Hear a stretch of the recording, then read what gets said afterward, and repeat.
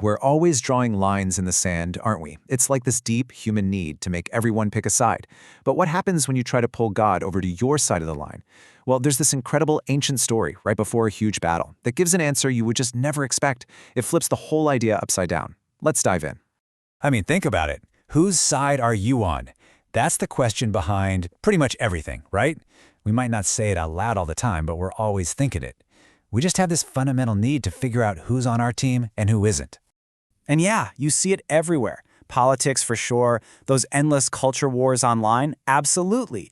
Even, those awkward family dinners. We're just constantly sorting people, putting them in a box. You're with us or you're with them. It's just how we're wired. But here's the thing. This isn't some modern problem. This instinct to draw lines in the sand is ancient.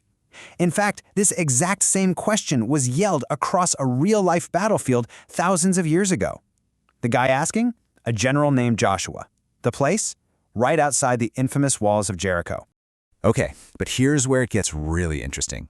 Before the first arrow was fired, before anyone even touched those famous walls, God started the real fight.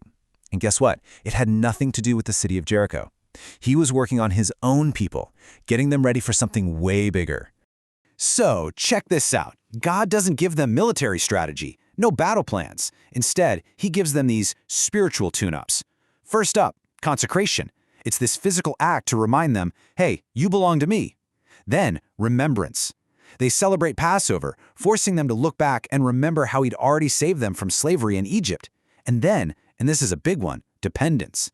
The miracle food they'd been eating for 40 years in the desert, it just stops. All of a sudden, they have to rely completely on him for what's coming next. It's all about trust, not tactics. It's such a powerful picture, isn't it? It shows that God cared way more about what was happening inside his people than about the big, scary walls on the outside. He's always more interested in working on us before he works through us. All right, so the people have gone through this intense spiritual prep. Now the scene shifts. Let's head to the battlefield, because things are about to get really tense. So picture it. There it is. Jericho. Not just some city, but this massive, fortified fortress. It's the gatekeeper, really. The first, and maybe the toughest roadblock between the people of Israel and the future they were promised. And all that spiritual work they did? Super important. But the walls are still there. They didn't magically crumble. The enemy is right there, probably staring down at them. You can just imagine the tension. And there's Joshua, the general, looking it all over. Can you imagine the weight on his shoulders? The responsibility? He's out there alone, just him, his thoughts, and probably a whole lot of pressure. And then, bam, out of nowhere, he's not alone anymore. There's a man standing there, and not just any man, a warrior with his sword drawn. Instantly, Joshua's mind has to be racing. There's only one thing he needs to know, and he needs to know it right now. So he does exactly what any of us would do. He blurts out the most logical human question you could possibly ask. Are you for us or for them? Friend or foe? It's the first thing any general would want to know. It makes total sense. But the answer he gets? Wow. It doesn't just answer the question. It blows the whole question out of the water. It just shatters Joshua's entire way of thinking. This is the moment the whole story pivots in a way you just don't see coming. The answer is just one word. No.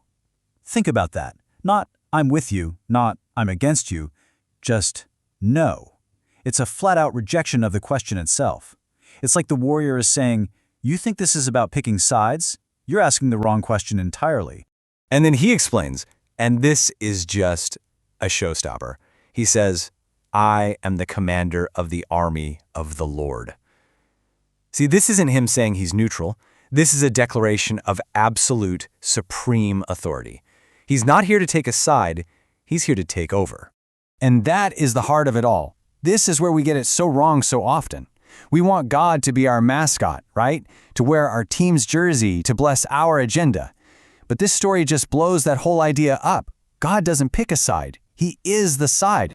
So what do you do when your entire understanding of the world gets flipped on its head like that?